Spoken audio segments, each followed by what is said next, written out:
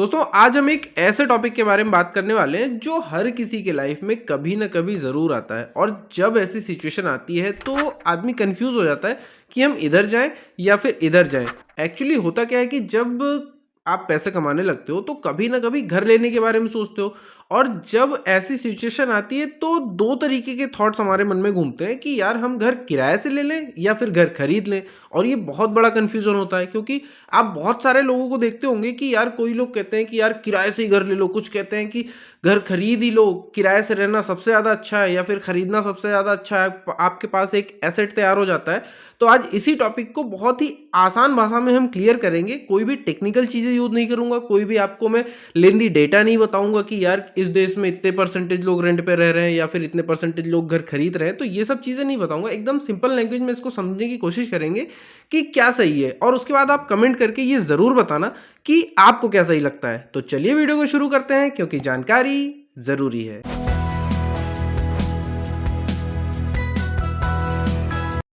तो सबसे पहले बात करते हैं रेंटिंग की कि जब आप रेंट पे लेके घर रहते हो तो आपको अपनी सैलरी का एक हिस्सा अपने मकान मालिक को देना होता है। तो कभी कभी ऐसी फील आती है कि यार हम अपनी कमाई को मकान मालिक को दे रहे हैं जिस घर में हमारा कोई हक नहीं है, सिर्फ हम वहाँ पर एक गेस्ट की तरह रह रहे हैं। और फिर उसके बाद आप उसमें कुछ अपनी इच्छा से कर नहीं सकते। मान लो आपको गार्डन में कोई चेंजेस करवाने हैं, आपको किचन में कोई चेंजेस करवाने हैं या उसमें कुछ भी चेंजेस करवाने हैं, तो इसमें आप अपनी इच्छा से कुछ नहीं करवा सकते हो। और उसके बाद मकान मालिक कभी भी आपके घर पे आ सकता है और बोल सकता है कि भैया अगले महीने से या कल से घर खाली कर दो, मुझे इसकी ज़रूरत है, मेरे घर पे मेहमान आने वाले हैं या फिर मेरे बच्चे की शादी तय हो गई है। और फिर उस टाइम पे आपको अर्जेंट में दूसरा घर ढूंढना पड़ता है। कभी कभी ऐसा तुरंत में नहीं होता है, लेकिन आपको एक महीने का टाइम दे दिया जाता है कि भैया अगले महीने आप खाली कर देना या 2 महीने में खाली कर देना। तो उस टाइम पे आपको सारा काम छोड़ के घर ढूंढना पड़ता है और फिर आपको अपनी मन मुताबिक घर मिले ना मिले ये तो कंफर्म है नहीं। ऐसा तो कंपलसरी है नहीं कि हर जगह घर खाली हो, जिस लोकेशन पे आपको चाहिए वो लोकेशन पे खाली हो।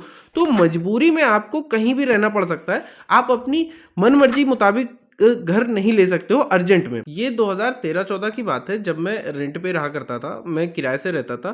तो जो मकान मालिक था, जो लैंडलॉर्ड था हमारा, वो 2-3 महीने में घर आया करता था और उसके बाद घर में साफ सफाई अच्छी होती थी, हम लोग साफ सफाई से रहते थे। लेकिन फिर भी पता है वो कैसे चेक करता था घर की एक एक चीज़ों को। छत पे जाता था, किचन में जाता था, हमारे सारे बेडरूम में घुस के वो, उसको ये फ़र्क नहीं पड़ता था कि चलो ठीक है हमारी पर्सनल चीज़ें भी कोई हैं, कुछ नहीं, वो हर जगह जाके अपना घर चेक करता था। जबकि उसके घर में कुछ भी खराब नहीं होता था, साफ सफाई अच्छी होती थी। तो वो जो दरवाज़ा होता है ना, दरवाजे के ऊपर ऐसे हाथ करता था। वो जो दरवाज़ा आप खोलते हो तो ऊपर साइड जो लेयर होती है ना, उस पे ऐसे हाथ करता था और ऐसे धूल निकलती थी। और फिर कहता कि ये देखो यही है सफाई। और उस पे वो हमें 4 बातें सुना के जाता था कि आप लोग घर का ख्याल नहीं रखते हो, ये करते हो, मैं घर खाली करवा दूंगा या फिर किराया बढ़ा दो, मैं सफाई वाला लगा देता हूँ। दुनिया भर की बातें वो कह के जाता था और हमें सुननी पड़ती थी क्योंकि हम वहाँ किराए से रहते थे। और अगर वो हमें निकाल देता तो हमें तुरंत में दूसरा घर ढूंढना पड़ जाता। तो ये सारी चीज़ें होती हैं कि मकान मालिक कभी भी आपको कुछ भी बोल सकता है, कभी भी खाली करने के लिए बोल सकता है। उसकी जो मर्जी है, उसके घर में उसको कुछ अच्छा नहीं लगा तो आपको घर से निकाल सकता है। बहुत सारी प्रॉब्लम्स होती हैं। लेकिन ऐसा नहीं कि रेंटिंग में सिर्फ प्रॉब्लम ही है, इसके फ़ायदे भी हैं। इसके फ़ायदे ये हैं कि अगर आपको किसी शहर में 6 महीने, साल, 2 साल, 3 साल रहना है तो आप रेंट पे रहो। वहाँ से जब सिटी छोड़ के जा रहे हो तो आप दूसरी जगह आके रेंट पे ले लो। प्लस उसके बाद आप अपनी हिसाब से लोकेशन डिसाइड कर सकते हो कि आपको किस लोकेशन पे रहना है। एक लोकेशन पे आप रहते रहते बोर हो गए, आपको कुछ अच्छा नहीं लगा, पड़ोसी अच्छे नहीं लगे, वहाँ की लोकेलिटी अच्छी नहीं लगी, तो आप दूसरी लोकेशन शिफ्ट हो सकते हो जहाँ पर बहुत अच्छी चीज़ें हों, जो आपको पसंद है, जहाँ पे लोग अच्छे हों, वहाँ आप जाके शिफ्ट हो सकते हो। रेंटिंग का एक बहुत बड़ा फ़ायदा ये भी है कि आप महंगे घर में जाके रह सकते हैं जिसे आप खरीद नहीं सकते। यानी कि मान लीजिए 2-3 करोड़ का घर है, आप उसको खरीद नहीं सकते, आपके पास बजट नहीं है, लेकिन आप उसको रेंट पे ले सकते हो। उसका रेंट खरीदने की बजाय नॉमिनल सा रेंट पे आ जाएगा, 25-30 हज़ार या 40 हज़ार या 50 हज़ार तक के रेंट में आ जाएगा। तो अगर आप उसे रेंट पे ले लोगे तो आप उस चीज़ को फील कर सकते हो, उस चीज़ को एंजॉय कर सकते हो। आप उसमें 6 महीने, साल भर, जब तक आपका बजट बनता है तब तक आप उसमें रहिए। उसके बाद आपको दूसरा घर लेना है, आप दूसरे घर में शिफ्ट हो जाइए। तो रेंट से आप अलग अलग चीज़ों को एक्सपीरियंस कर सकते हो, अपने हिसाब से लोकेशन चेंज कर सकते हो। लेकिन इसमें सिर्फ कुछ ना कुछ हेडेक तो बना ही रहता है क्योंकि वो प्रॉपर्टी आपकी नहीं होती है। मान लीजिए आपकी नौकरी चली गई, आपका बिज़नेस बंद हो गया,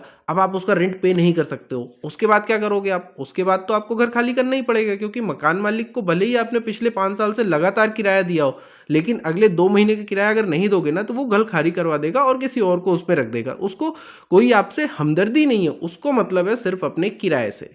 अब बात करते हैं कि मान लीजिए आपने अपना घर खरीद लिया है, तो जब आप घर खरीदने जाते हैं तो इसमें सबसे बड़ी प्रॉब्लम ये आती है कि आपको एक साथ ढेर सारे पैसे देने होते हैं।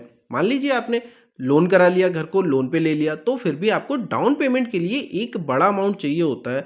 उसके बाद फिर 20 साल या 25 साल की ईएमआई फिक्स हो जाती है और उस 20-25 साल तक आपको लगातार, अगर आप जॉब कर रहे हो तो आप जॉब छोड़ नहीं सकते हो। आपको उतने टाइम तक जॉब करनी पड़ेगी क्योंकि अगर आपकी इनकम बंद हुई या नौकरी छूट गई और उसकी घर की ईएमआई नहीं जा पाई, तो वो घर क्या बैंक वाले जब्त कर लेंगे और बैंक वाले जब उसको जब्त करेंगे, तो जो पिछला पैसा आपने दिया है, वो भी उसके साथ चला जाएगा। वो आपको बैंक वाले रिटर्न तो करने वाले नहीं है क्योंकि उन्हें अपने पैसों से मतलब है। आपके कितने पैसे गए हैं, उससे उनको कोई मतलब नहीं है क्योंकि पहले भी आप उसमें रह रहे होते हैं और उसकी डाउन पेमेंट जो की होती है, सब बैंक वाले ले जाते हैं। वो अपना अमाउंट निकालते हैं और उसके बाद कोई उनको फ़र्क नहीं पड़ता कि भैया आप नुकसान में हो, फ़ायदे में हो, इस बात से उन्हें कोई टेंशन नहीं होती है। फिर उसके बाद उसका हाउस टैक्स, उसकी मेंटेनेंस, सारी चीज़ें आपको करवानी है, आपको देखनी है। लेकिन रेंटिंग में क्या होता था कि आपको उसकी मेंटेनेंस और उसका जो हाउस टैक्स वगैरह है, उसकी टेंशन नहीं लेनी है, वो मकान मालिक देखता था। लेकिन वो आपका नहीं होता था, ये घर आपका है क्योंकि जब आप अपने घर में अपनी नेम प्लेट लगाते हो ना, तो उसकी फीलिंग ही अलग होती है कि भाई ये मेरी चीज़ है और उसके बाद आपका एक एसेट तैयार हो जाता है, जो लॉन्ग टर्म में आपको बहुत ज़्यादा प्रॉफ़िट देके आता है, वो आपका होता है। फिर चाहे आपकी नौकरी चली जाए या आपका बिज़नेस बंद हो जाए, कम से कम आपका घर रहता है। आप घर में अगर दूसरा फ्लोर बनवा देते हो, तीसरा फ्लोर बनवा लेते हो, तो आप उसको रेंट पे देके उससे भी इनकम कमा सकते हो। और फिर एक चीज़ आप सोचो कि जब आप रेंट पे रहते हो, तो हर महीने जो किराया देते हो, वो किराया यहाँ ईएमआई की जगह चले जाएगा। थोड़ा बहुत डिफरेंस हो सकता है कि हो सकता है किराया कम हो, ईएमआई थोड़ी-सी उससे ज़्यादा जाए। लेकिन ईएमआई जब आप लगातार देते हैं, तो ईएमआई एक दिन खत्म हो जाती है और ईएमआई खत्म होने के बाद वो घर आपका हो जाता है। जबकि आप रेंट पे 10 साल रहो, 20 साल रहो, 25 साल रहो, 30 साल रहो, जिस दिन से आपने रेंट देना बंद किया, उस दिन से आपको घर खाली करना पड़ेगा, वो घर आपका नहीं रह जाएगा। लेकिन यहाँ पर अगर आपने 20 साल का लोन लिया है, 25 साल का लोन लिया है या फिर आपके पास बीच में ज़्यादा पैसा आ जाता है, आपने अगर पहले पैसे पे कर दिए, तो वो घर एक दिन आपका हो ही जाता है। उसके बाद आप उसको रेंट पे देके उससे एक्स्ट्रा इनकम ले सकते हो। आपने अगर 2 फ्लोर बनवा लिया, आप नीचे वाले फ्लोर पर रहो या फिर ऊपर वाले फ्लोर पर रहो। एक फ्लोर को आप खुद रेंट पे देके उससे एक इनकम जनरेट कर सकते हो और फिर वो आपका एक एसेट तैयार हो जाएगा और लॉन्ग टर्म में उसकी वैल्यू बढ़ती रहेगी क्योंकि प्रॉपर्टी की वैल्यू कभी कम नहीं होती है। जितना मैंने अब एक्सपीरियंस किया है कि प्रॉपर्टी कितनी भी छोटी जगह पर हो या कितनी बड़ी जगह पर हो, उसके जो प्राइजेस है ना, वो हमेशा इंक्रीज हो जाते हैं। बहुत से लोग कहते हैं कि यार प्रॉपर्टी लोगे तो नुकसान में रहोगे, प्रॉपर्टी की जो ग्रोथ है वो बहुत धीमे धीमे होती है, प्रॉपर्टी नहीं लेनी चाहिए, प्रॉपर्टी में पैसे फंस जाते हैं। तो ऐसा नहीं है। जब घर की बात आती है ना, तो घर तो मेरे हिसाब से घर तो लेना ही चाहिए। लेकिन आप मुझे कमेंट करके बताओ कि दोनों में से क्या चीज़ें सही है। मैंने आपको दोनों चीज़ों की जो मेरिट और डिमेरिट्स हैं वो दोनों बता दी। क्योंकि जब आप रेंट वाले घर में रहते हो, तो रेंट वाले घर में क्या होता है कि आप अगर मान लो आपके यहाँ कोई शादी है, तो उसमें आप अपने हिसाब से चीज़ें नहीं कर सकते हो। वहाँ आपको बाउंडेशन है कि भाई आपको इतनी चीज़ें लिमिट में करनी है। ये मकान मालिक का घर है, आप इसमें कोई चेंजेस एक्स्ट्रा नहीं करवा सकते हो। लेकिन अपने घर में आप अपने हिसाब से चीज़ें कर सकते हो, लोगों को बुला सकते हो, रोज़ वहाँ लोगों को रख सकते हो। क्योंकि जब आप रेंट पे रहते हो, आपके यहाँ अगर 2-4 दिन कोई एक्स्ट्रा लोग भी आ गए ना, तो मकान मालिक को ऑब्जेक्शन हो जाता है कि भैया इतने लोग क्यों आ रहे हैं तुम्हारे यहाँ। लेकिन जब आपका घर होता है तो आपके यहाँ रोज़ लोग आए, सुबह शाम आए, आके 20 लोग रहें, 25 लोग रहें, किसी को कोई ऑब्जेक्शन नहीं होता। आप एकदम बढ़िया तरीके से लाइफ एंजॉय करते हो। अब अगर कोई मुझसे पूछे कि भाई रेंटिंग सही है या फिर बाइंग सही है, तो मैं उसको यही सजेशन दूंगा कि भाई रेंटिंग अपनी जगह सही है, बाइंग अपनी जगह सही है। लेकिन अगर आपका बजट बनता है और आपके पास घर नहीं है, आपने अपना घर नहीं खरीदा है, तो घर ज़रूर खरीदिए क्योंकि उसकी फीलिंग ही अलग है यार। और प्लस आपके पास एक एसेट बनता है और एसेट तो ज़रूरी है बनाना जीवन में। ये भी एक पर्सनल फाइनेंस का बहुत ही बड़ा पार्ट है। जब आपके पास एसेट होगा तो वो लॉन्ग टर्म में आपको ही नहीं, आपकी आने वाली पीढ़ियों को भी अच्छा रिटर्न देके जाएगा। दोनों में से आपको क्या बेटर लगता है और आपके क्या सजेशन है कि क्यों लेना चाहिए या फिर क्यों नहीं लेना चाहिए? रेंट पे लेना चाहिए या फिर खरीद लेना चाहिए? जो भी हो कमेंट करके ज़रूर बताएं। फिर मिलते हैं एक नए वीडियो में, तब तक के लिए जय हिंद, जय भारत।